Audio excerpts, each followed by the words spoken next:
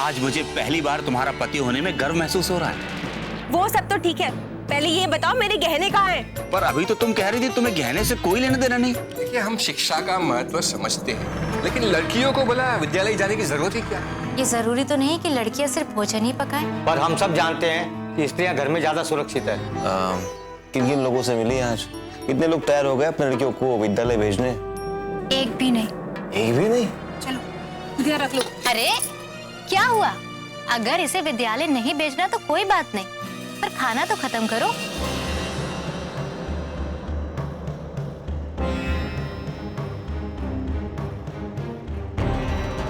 सोच क्या रहे? कस के मारो इस पत्थर पर एक लात, क्योंकि यही पत्थर हमारी और समाज की सारी मुश्किलों की जड़ है।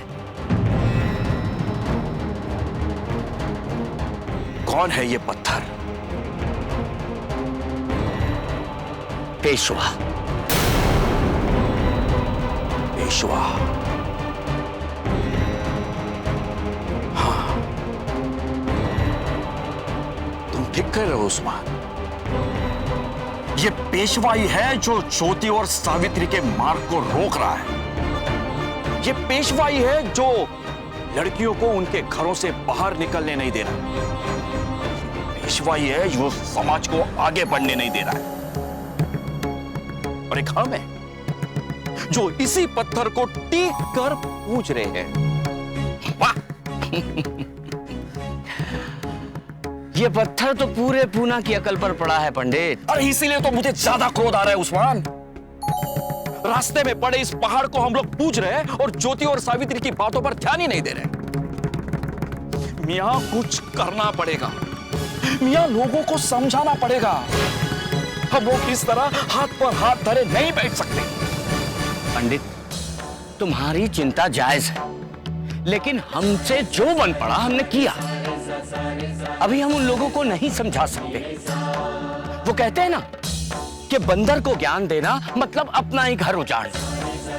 तो क्या हम हार मान ले? नहीं, अभी हमें इंतजार करना होगा, तब तक जब तक ये बंदर इंसान नहीं बन जाता। लेकिन उस्मान मियां, ये लोग बंदर से इंसान तब बनेंगे जब इनको शिक्षा प्राप्त होगी, और शिक्षा के मार्ग तो ये पत्थर पड़ा है। पंडित, ज्योति और सावित्री पर भरोसा रखो। देखना, एक दिन उनकी कोशिश से इन गलियों में शिक्षा की ऐसी लहरें उठेंगी कि ये पेशवा जैसे पत्थर अपने आप अपना चलन बदल देंगे।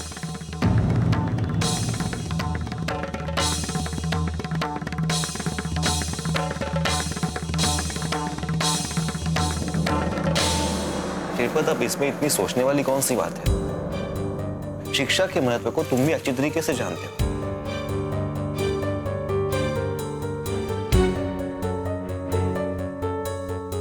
तुम्हें भी पता है कि सुमति के लिए शिक्षा कितनी जरूरी है। लड़कियों के लिए शादी से अधिक जरूरी है शिक्षा। मैं इस बात को समझता हूं, पर पेशवा? पेशवा? क्या तुम भी पेशवा से डरते हो?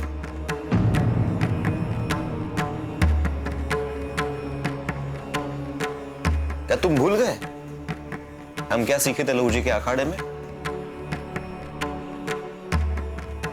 समाज के लिए हमें निडर होकर कार्य करना है। ज्योति, अब लहू जी के अखाड़े वाला समय नहीं है।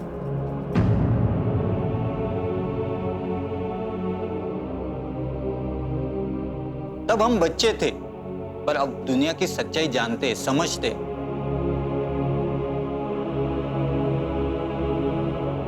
पर फिर भी मुझे लगता है मेरी बेटी पढ़े।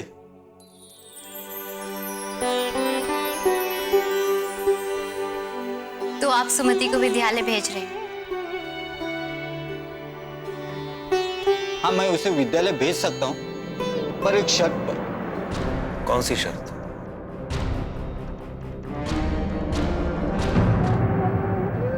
मैं अपनी बेटी की इतनी छोटी उम्र में शादी नहीं कर देना चाहता।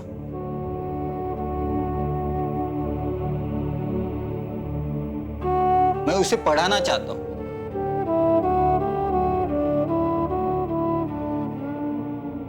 पर साथ ही मैं पेशवा से कोई भी टकराव नहीं मोल लेना चाहता। इसलिए अगर तुम लोग मुझसे वादा करो कि ये विद्यालय गुप्त रूप से चलाओगे,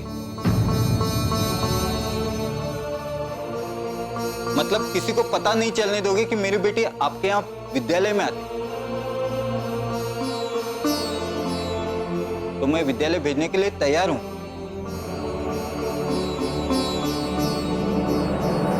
श्रीपत, लेकिन हम ये ऐसा कैसे कर सकते हैं?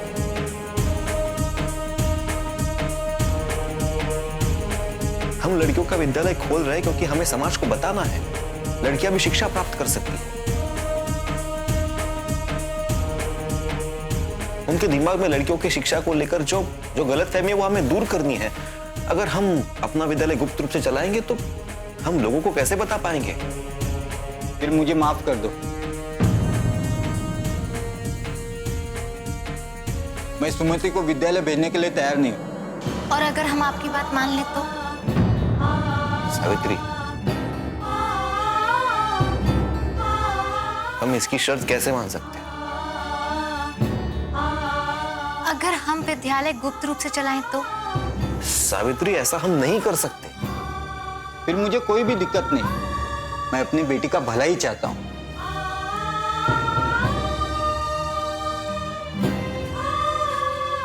सेठ जी, इससे क्या फर्क पड़ता है कि विद्यालय हम गुप्त रूप से चलाएं या खुले रूप से? हमारा मकसद तो लड़कियों को शिक्षित करना है ना। सिर्फ लड़कियां शिक्षित होनी चाहिए। हम आपसे वादा करते हैं कि सुमिति विद्यालय आ रही है, ये बात हम किसी को भी नहीं बताएंगे। आपका बहुत बहुत धन्यवाद।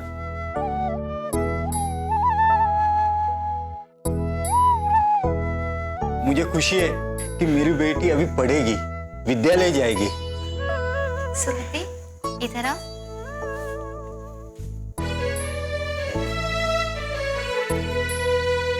सुमति, तुम देखना, तुम्हें पढ़ाई करने में खेलने से भी अधिक मजा आएगा। सच?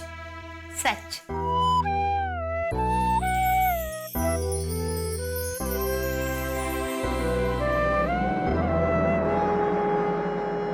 पेशवा जी महाराज, उस ज्योति का जीवन तो नर्क हो गया। अब वो उस दिन को कोस रहा होगा जिस दिन उसने विद्यालय खोलने की सोची। धर्म एव हतो हन्ति। जो धर्म के विरुद्ध जाता है, धर्म उसका सर्वनाश कर देता है। अब धर्म के विषय में तो मैं कुछ नहीं जानता, पर इतना जानता हूं कि जो भी आपके विरुद्ध गया उसका आपने सर्वनाश ही किया।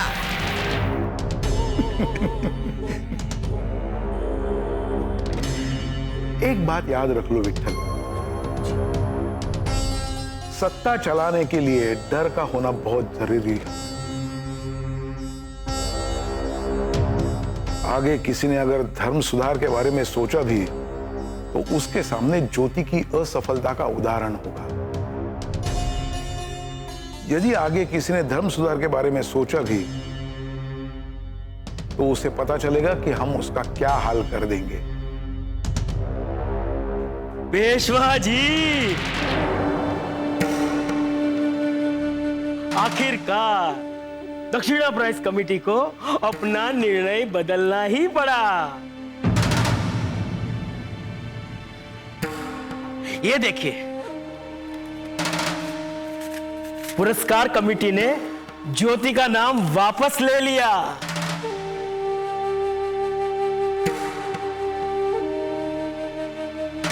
लेकिन इसमें तो किसी विठ्ठल दास का नाम है।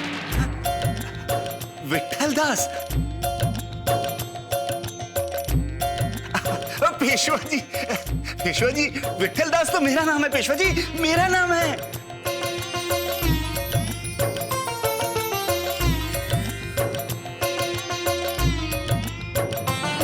विठ्ठल, जो धर्म की सेवा करता है धर्म उसे पुरस्कृत करता है। जी।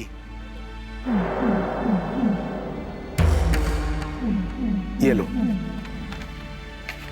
जाओ अपने पत्नी को सबसे पहले ये दिखाओ। जी जी अवश्य, मैं सबसे पहले अपनी पत्नी को ही दिखाऊंगा।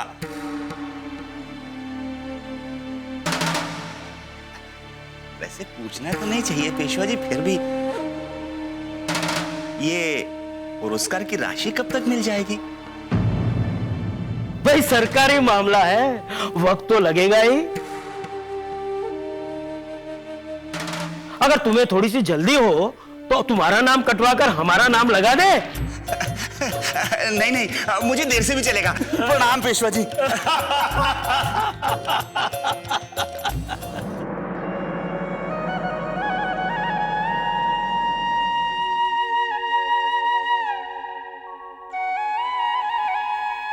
पता है उस्मान, जब से मैंने अपनी बेटी माधवी को यह कहा है कि बेटी तुम पढ़ने जाओगी तो रोज मुझे एक ही सवाल पूछती है, पापा मैं कब से पढ़ने जाऊंगी? कल से। कल से?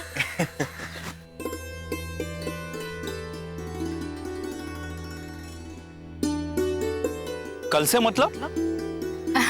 मतलब ये है भाऊ कि कल से हम अपना विद्यालय शुरू कर रहे हैं। सचमुच? देखा तात्या, मैंने कहा था ना कि पूना में शिक्षा की ऐसी लहर उठेगी कि पेशवा जैसे पत्थर अपनी चलन से बाहर हो जाएंगे। ठीक है उस्मान, लेकिन ये सब हुआ कैसे? वो कौन है जो पेशवा के विरुद्ध जाकर अपनी मुलगी को विद्यालय भेजने तैयार हो गया? श्रीपत। श्रीपत? वो कहाँ मिला तुम्हें? हम बचपन में एक साथ ही लहू जी के अखाड़े में कुश्ती सीखने जाते थे।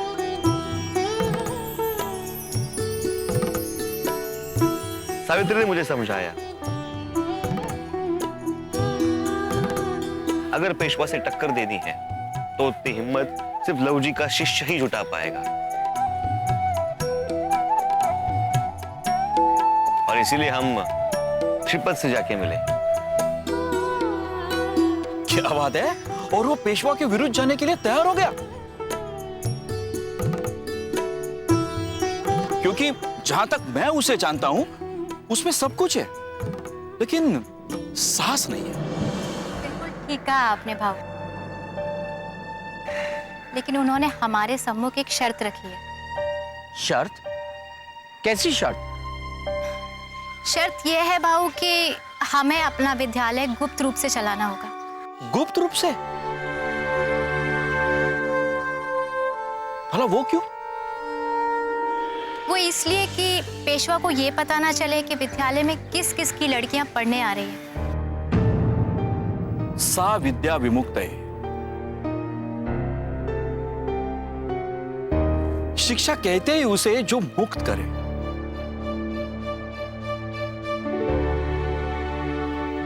और फिर पेशवा के डर से हम ये विद्यालय कब तक चला पाएंगे?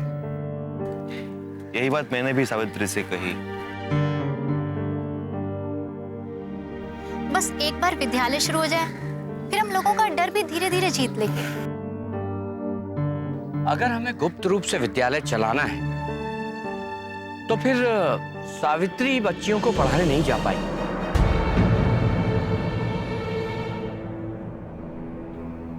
भला वो क्यों?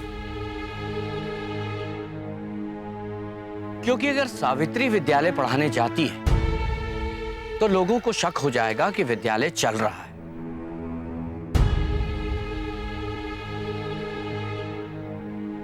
और अगर विद्यालय चल रहा है ये लोगों को पता चल गया तो पेशवा को ये बात पता करते देर नहीं लगेगी कि किस किस की लड़कियां विद्यालय में पढ़ने जा रही हैं। अगर सावित्री विद्यालय में नहीं पढ़ा पाएगी तो हम स्त्रियों के सामने कोई उदाहरण नहीं रख सकते। फिर हमारा उद्देश्य तो असफल हो जाएगा। नहीं नहीं, हम एक काम करते हैं, हम श्रीपत को मना कर देते हैं। नहीं सेठ जी, हम ऐसा नहीं कर सकते, क्योंकि अगर हम ऐसा करेंगे तो लोगों के सम्मुख हमारी विश्वसनीयता घटेगी। तो फिर अब हम क्या करें?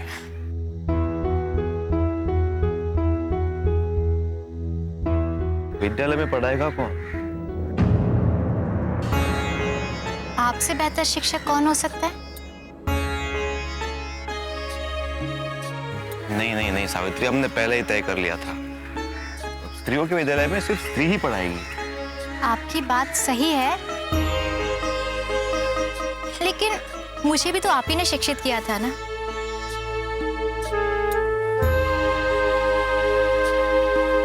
और अभी हमारा मकसद स्त्रियों को शिक्षित करना है। फिर इस बात से क्या फर्क पड़ता है कि शिक्षक स्त्री है या फिर पुरुष? और सावित्री, तुम भी तो शिक्षक बनना चाहती थी। मैं बस इतना चाहती थी कि स्त्रियां शिक्षित हो। मुलगी शिकली प्रगति जाली, और हम किसी भी वजह से प्रगति के इस मार्ग को रोक नहीं सकते। सावित्री सही कह रही है ज्योति। हमें अब और देर नहीं करनी चाहिए, नहीं तो लोगों में यह संदेश आएगा कि शायद हम विद्यालय नहीं चला पाएंगे। और फिर ज्योति, कुछ ही दिनों की तो बात है। जैसे जैसे लोगों के मन से पेशवा का डर हटेगा, फिर सावित्री विद्यालय जा सकती है पढ़ाने के लिए। अरे अब सोच क्या रहे हो? मेरी मुलगी तो कब से प्रतीक्षा कर रही है विद्यालय जाने के लिए। अभी देर मत करो, नहीं तो मुझे उसकी कन्यादान करने की तैयारी करनी पड़ेगी। ठीक है ठीक है, अगर आप सब यही चाहते हैं तो ऐसा ही होगा। हम कल से ही अपना विद्यालय शुरू कर देंगे। इस खुशी के मौके पर मैं और एक खुशखबरी देना चाहता हूं। इस विद्यालय के खर्च में मैं हर माह 5 रुपए दूंगा। भाऊ, आपने तो पहले ही विद्यालय के लिए इतना कुछ किया है। अरे भाई, विद्यालय हमारा है, हम नहीं करेंगे तो कौन करेगा? कीमत रुपयों की नहीं, कीमत शिक्षा की।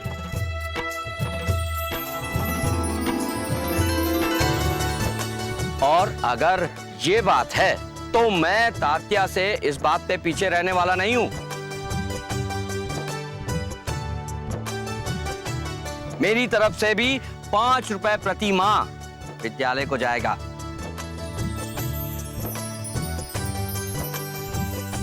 क्योंकि मैं नहीं चाहता कि बच्चियों की शिक्षा में किसी भी तरह की कोई भी बाधा आए।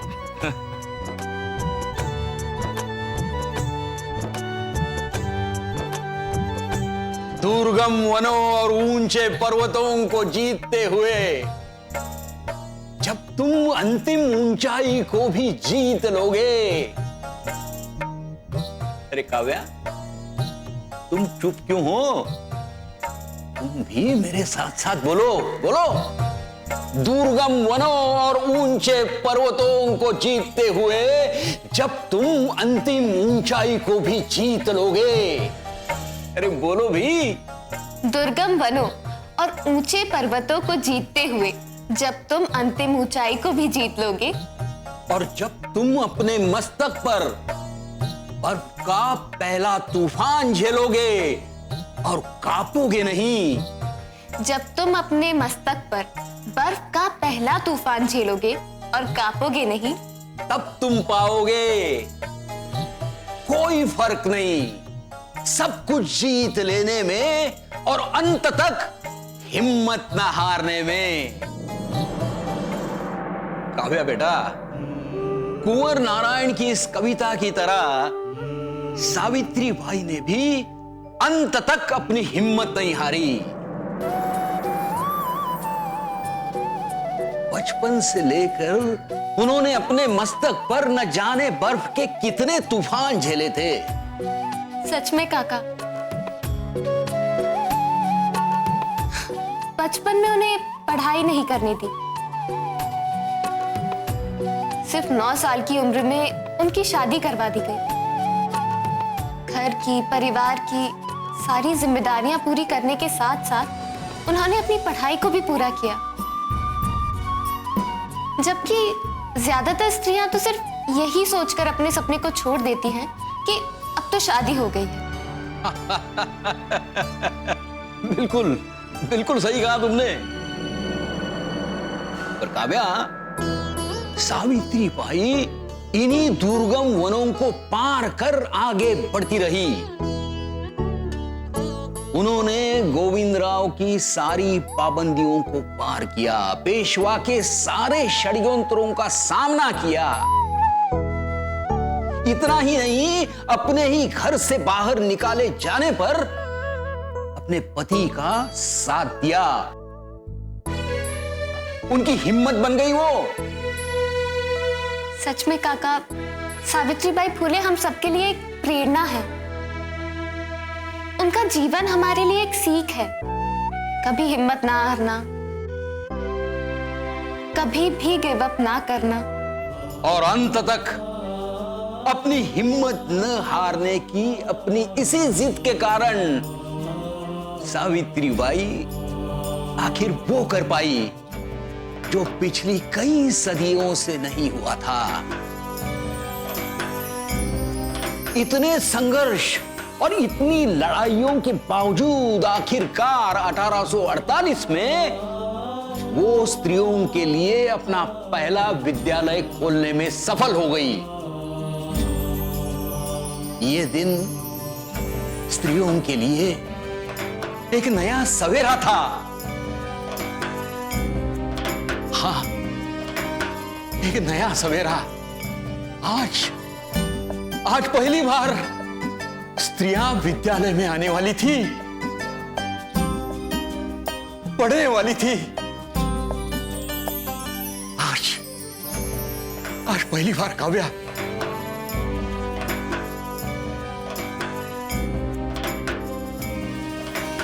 मैडम, अब हमें इस पुरस्कार की कोई जरूरत नहीं। अगर तुम्हारे पास दक्षिणा प्राइज कमेटी का वो पुरस्कार स्वरूप धन होता तो आज पूना में भी लड़कियों के लिए स्कूल खुल चुका होता। जब उस फरार ने कमेटी को पत्र लिखा है तो शंका के लिए जगह ही नहीं रह जाती।